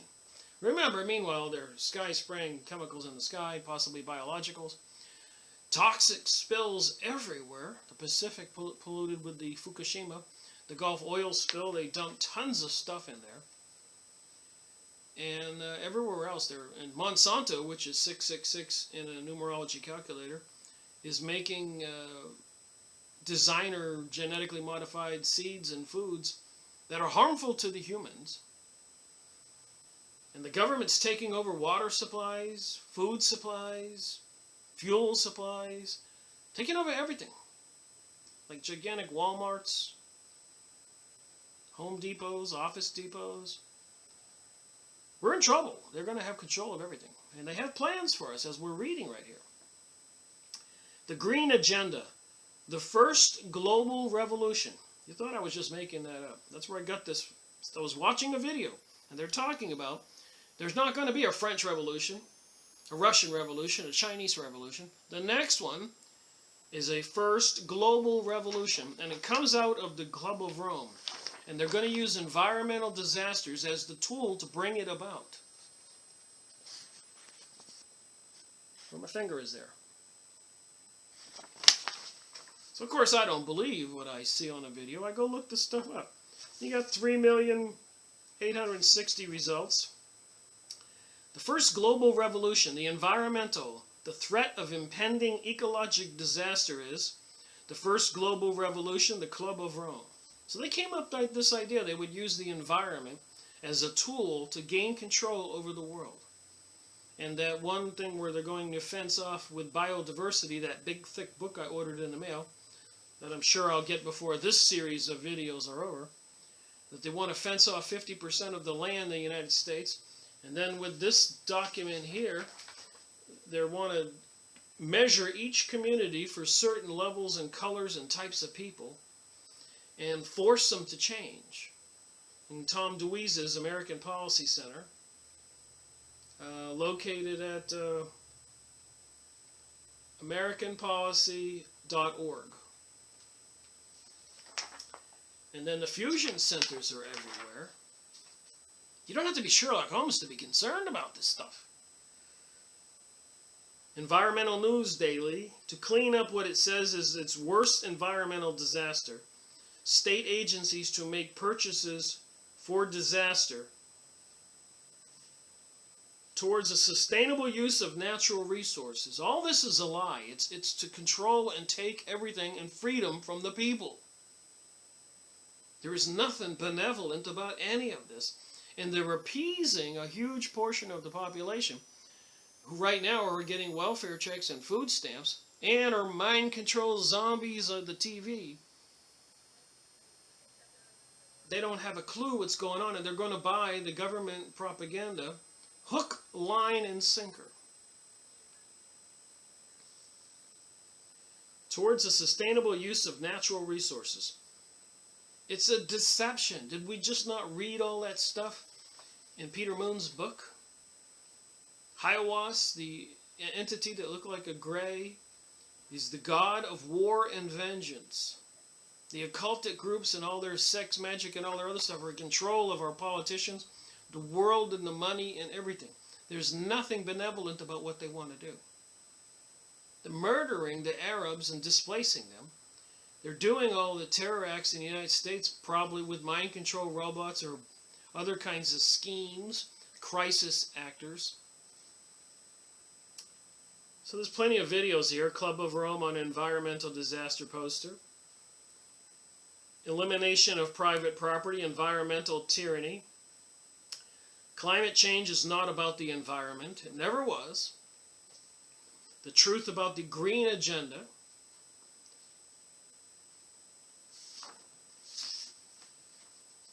Looking back on the limits of growth. Smithsonian.com. That's not a good organization, the Smithsonian.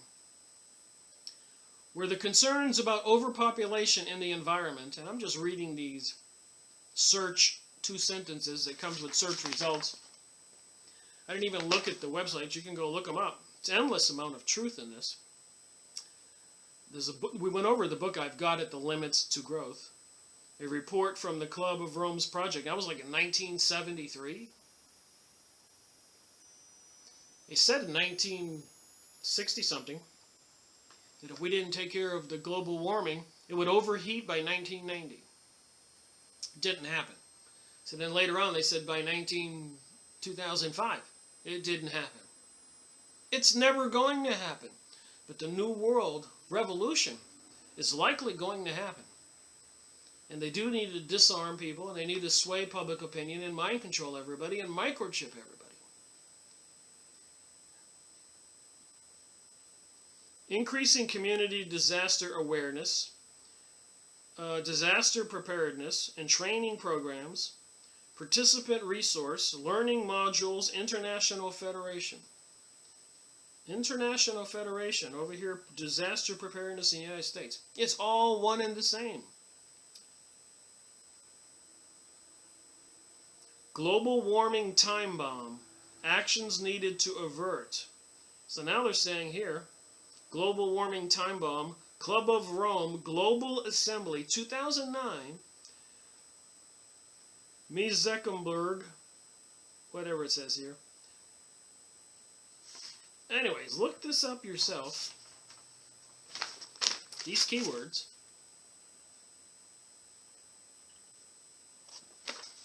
So this whole New World Order, sustainability, global warming, climate change, threats of pollution, everything else.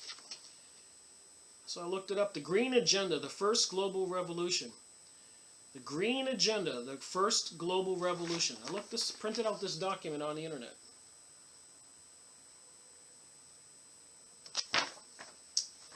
I got 11 pages here.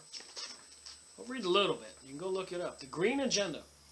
The common enemy of humanity is man.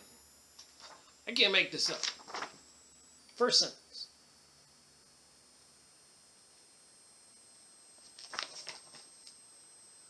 We know about Aleister Crowley communicating with Hiawas, who is the god of vengeance and war. We know that the bombing and shooting terrorism situation on October 13th this year was the same date, hundreds of years ago, that the King of France and the Pope arrested all the Templars and burned them at the stake on October 13th. And they want vengeance, and they want to bring war. And these Templars and these Masonic people and all these other people into the Kabbalah and witchcraft and magic had acquired a fortune. And the King of France and the Pope wanted that money. October 13th, hundreds of years ago. So you think there's a coincidence because on October 13th they had that situation there now? With war and vengeance? In searching for a new enemy to unite us, we came up with the idea that pollution, the threat of global warming, water shortages, famine, and the like would fit the bill. All these dangers are caused by human intervention. It's a lie. They came up with this idea. It says it right here. It is only through changed attitudes. That's why they do the San Bernardino shooting and all that. It's all about mind control, changing attitudes, causing fears, getting public support to kill more Arabs, and behavior that they can be overcome. The real enemy, then, is humanity itself. Club of Rome. The first global revolution. I haven't pre-read this. This is my first time reading it. I printed it out today. The environmental movement has been described as the largest, most influential social phenomenon in modern history. From relatively obscurity in just a few decades ago, it has spawned thousands of organizations and claims millions of committed activists. Money gets you anything. There's plenty of people that belong to these Masonic lodges and witchcraft covens and all this other stuff, and cults. And atheist people, and programmed to be against Christianity. bringing us the gay agenda. And pansexual, having sex with anything. And adultery. Ashley Madison websites. Confidentiality? Guaranteed. Find somebody to cheat on your spouse with. Reading the newspapers today, it is hard to imagine a time when global warming, resource depletion, environmental catastrophes, and saving the planet were barely mentioned. They now rank among the top priorities of the social, political, and economic global agenda. It's all a lie. The forces that be have been destroying the planet. The sky spraying, the big corporation companies. They did a study in Switzerland, and they found out that 147 companies own the other thousands of companies all over the world. And those were owned by some big banks. And the big banks are owned by these Zionist Jewish folks. Rockefeller, Rothschilds. And these people are all into the Illuminati, the head of the Illuminati, the head of the snake, the brotherhood of the snake. I get a little concerned here because people can't grasp this. When we can print out document after document after document and read book after book. Fritz Springmeier's Bloodlines of the Illuminati. Report from Iron Mountain. Those books I showed you on overpopulation fears written in 1969 and 1973. That's why I have all these books that are much older. They're behind schedule, by the way. I guess they planned this all to happen in the year 2000. They planned on Syria dropping a lot earlier, like the Ukraine did, like Iraq did, like Afghanistan did, like Tanzania did, like all those countries did, like Egypt did. It was so easy to rile up people and overthrow the presidents. But they're having problems with Syria. And they want to do the same thing to Lebanon. They want to do the same thing to Iran. They want to enslave the world, microchip the world, and fence off 50% of our property here in the U.S. that no human can walk on. And then a barrier of land even beyond that. And force everybody into cities. And start reducing the population with poisons and toxins in the food and the water. And vaccines. And sky spray. When they microchip everybody, electronically, they can actually give people heart attacks. They can turn people off anytime they want. Environmental awareness is considered to be the mark of any good, honest, decent citizen. Of course it's logical, but it's an illogical argument. They are destroying, creating the problem, then they will offer the solution. Problem, solution. Multinational companies compete fiercely to promote their environmental credentials and to outgreen each other. The threat of impending ecological disasters is uniting the world through a plethora of international treaties and conventions. But where did this phenomenon come from? How did it rise to such a prominence? And more importantly, where is it going? While researching for these articles, and during my academic studies, I came across many references to the Club of Rome. Reports and produced by them.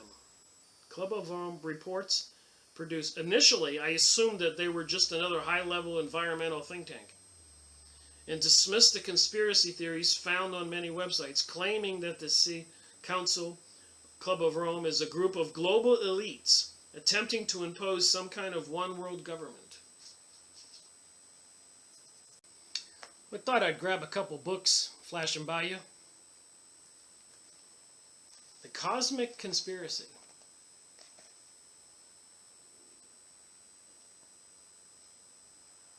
Remember the symbols on the dollar bill.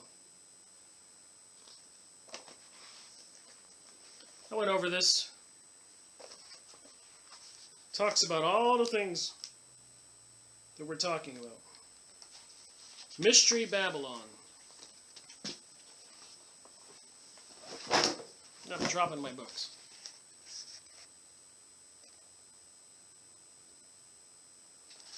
The Cosmic Conspiracy. Remember, Babylon means gateway to the gods. And I have the book. I'll have to go over it some more. The Limits to Growth. Club of Rome. Says it in red on the bottom there. written in. The proof is right here that this is all an attempt to create a new world order, take over the world, get rid of Christianity, bring us this Lucifer, Hiawassee, Aleister Crowley world. This was in 1972. I just opened it up here. Page 123, Club of Rome. I'm going to read right what is highlighted there. 1973. We will examine several alternatives, each dependent on a different set of assumptions, on how human society will respond to problems arising from the various limits to growth. 1973. There wasn't even a problem. They were dreaming up a problem. Let us begin by assuming that there will be in the future no great changes in human values, nor in the functioning of the global population capital system as it has operated for the last 100 years. The results of this assumption are shown in Figure 35. We shall refer this to computer output as a standard run. Now we are at last in a position to consider seriously the question raised at the beginning of this chapter. As the world system grows towards its ultimate limits, 40 years ago, they had plenty of time to use some common sense technologies. And they have been murdering people in Africa and everywhere, the Middle East. Vaccines. What relationships now exist will change as the exponential growth curve level off. What will the world look like when growth comes to an end? So they were thinking the growth was going to come to an end. And they have these charts. Look at this. They calculate the different methods of death and fertility and mortality. They say now that the reproduction rate of humans is at an all-time low. And they have problems like all over Germany and Europe with needing people, which is why they say they're bringing in all the Arabs. Lies, lies, lies. You can go get these books. And I keep talking about the Philadelphia experiment. And I accidentally discovered another book by Peter Moon. On the bottom. And Alexandria Bruce. The ship that they put the microwave transmitters on and that displaced itself in time. So I'll have to read this and go over it. Be number 4 book in my series, my marathon with Peter Moon. Report from Iron Mountain. Gone over this and over this and over this. The government, in secret, collected a bunch of people and said, what are we going to do if we have an outbreak of peace? How can we keep the people in control? They needed something to people to fear. See, look at this, chapter 5. The functions of war.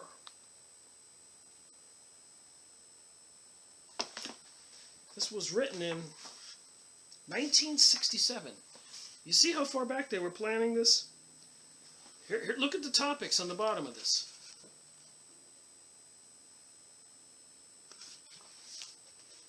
Disarmament and the economy.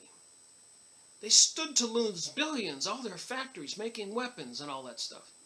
It was a huge problem for them. An economic disaster. Disarmament scenarios. War and peace as social system. The functions of war. I kid you not.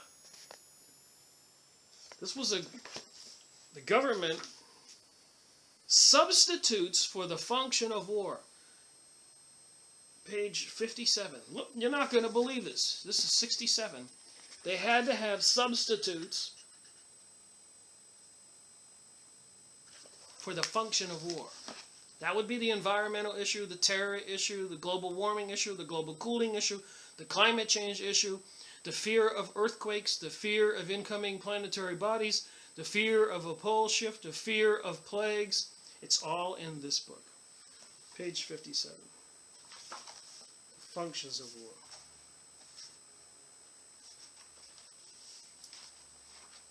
You wouldn't believe it. I wouldn't believe it if I didn't do the research over the last 11 years now. By now it should be clear that the most detailed and comprehensive master plan for a transition to world peace will remain academic if it fails to deal forthrightly with the problem of critically non-military functions of war. The social needs they serve are essential. Wars. If the war system no longer exists to meet them, substitute institutions will have to be established for the purpose. These surrogates must be realistic, environmental issues, sustainability, all that, which is to say, a scope and nature that can be conceived and implemented in the context of present-day social capabilities. This is not a truism as it may appear to be. The requirements of radical social change often reveal the distinction between the most conservative projection and the wildly utopian scheme to be fine indeed.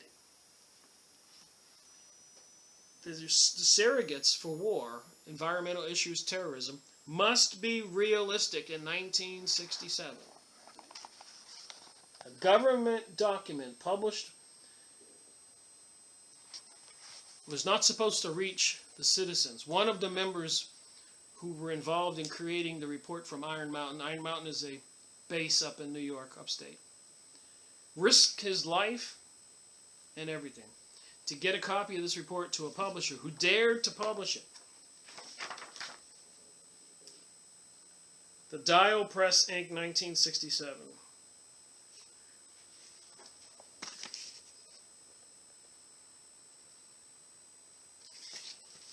I have the evidence. Here's another one. Murder by injection. Eustace Mullins, a famous writer, newspaper writer, author, Washington, D.C., did some serious research. I read all this. Talks all about the Rockefellers' taking over of the medical establishment, forcing fluoride on all the water systems all over the country. And the names involved here are very famous names involved in World War I and World War II. Also on the board of American Agriculture, page 196, and Chemical were John Foster Dulles. All these Masonic people in high places. Of the Wall Street firm Sullivan and Cromwell. He served as Eisenhower's Secretary of State, while his brother was head of the Central Intelligence Agency. I'm not going to try to go into this now. I need to do a book review on this. But it tells about the conspiracy to take over the medical industry and force fluoride on the water and murder by injection. I keep talking about the HARP systems, the microwave transmitters. I read this many years ago. Jerry Smith, the ultimate weapon of the conspiracy. See these HARP transmitters? They're building fake cell phone towers and apparently even putting them in church steeples for some program called GWEN, ground wave. And apparently it's some kind of mind control thing. So this book was written 1998.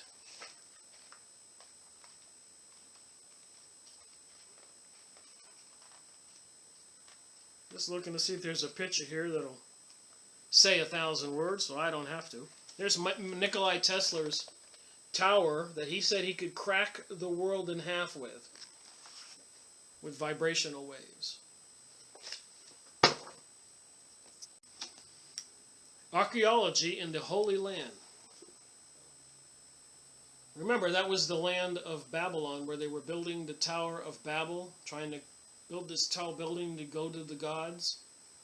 And that's when God dispersed the people all over the world in different languages.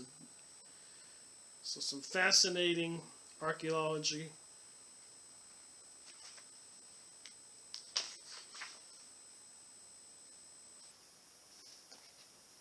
Pictures and information. That stuff reaches the news all the time.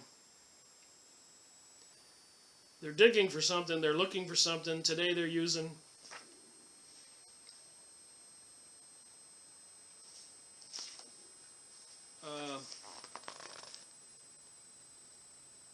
ancient civilizations. So they're trying to bring back the old Pharaoh type thing. And of course I got a couple books like this that tell about the mark of the beast.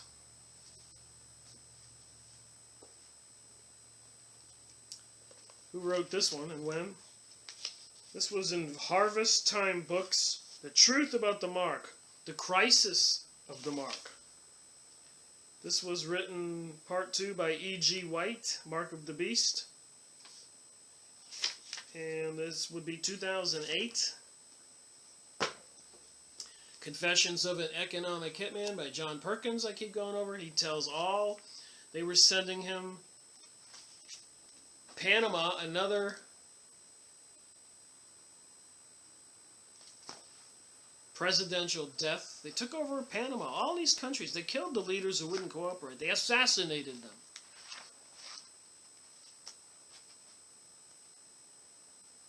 Entering a new and sinister period in the economic history.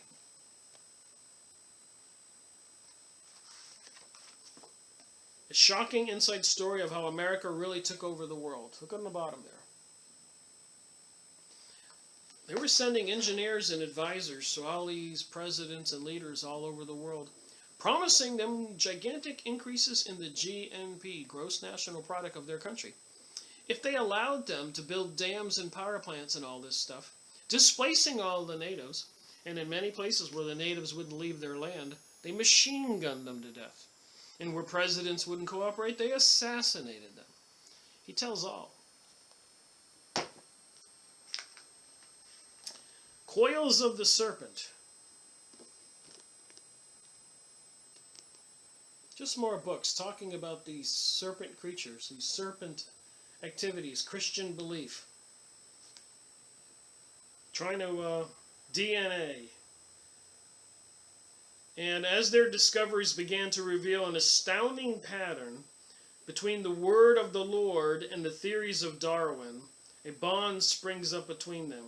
A bond that may challenge by adversaries to the day. So some books are convincing people to join the New Age, trying to destroy Christianity. And more on Egyptian temples.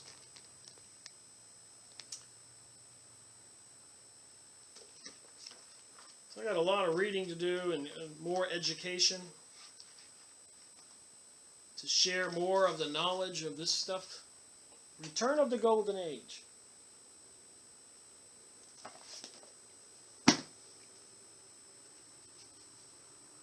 Here's another book, The Mark of the Beast, The Spear of Destiny, the continuing story of the Spear of Destiny, its occult powers, and its role in the final apocalypse.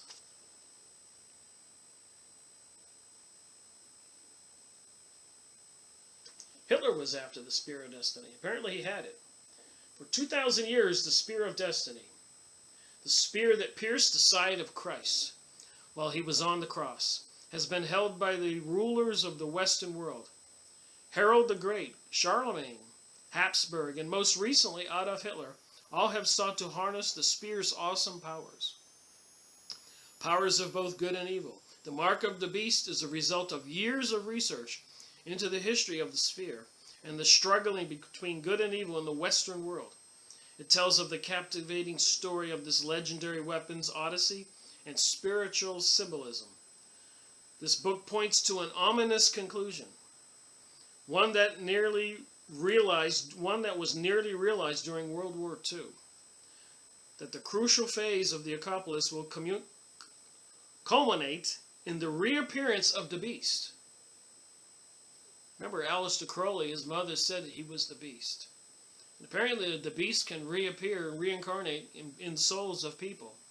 It's not just one person. who will achieve total world conquest. Only then will the prophecy of Revelation of St. John be fulfilled. All the inhabitants of the earth will worship the beast. That's what it says.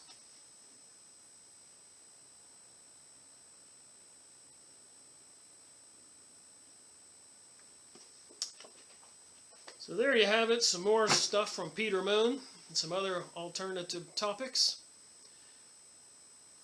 to further support my opinion and other people's opinion that the powers that be are bent on a new world order. It will not bode well for the rest of us to be naive about it or be apathetic about it. We can't stick our head in a hole and ignore it. It's coming. Only awareness can stop it. Talking to God and, of course, believing in Jesus will help you escape the world to come by those who take the mark of the beast. Because nobody gets off of earth alive. And if you take up the mark of the beast, apparently when you die, your soul is going to be still harnessed, controlled, belong to the evil forces. And Jesus says, he who believes in me shall be saved. Just saying, there's a Christian Bible story, and then there's all these other stories, and there's what we all see going on. It's clear. Watch the TV program. Watch the symbolism. See these situations like San Bernardino and the French terror attack. And more. They're going to happen more often and more often and more often until the people will not object when Obama tries to disarm the USA people. And the United Nations comes in with the sustainability policies that we see right here is all a fabrication. They want a new world order. They want to snatch all of our souls for the dark side. There is a cosmic battle, as we just saw in one of these books. Rick Miracle reporting.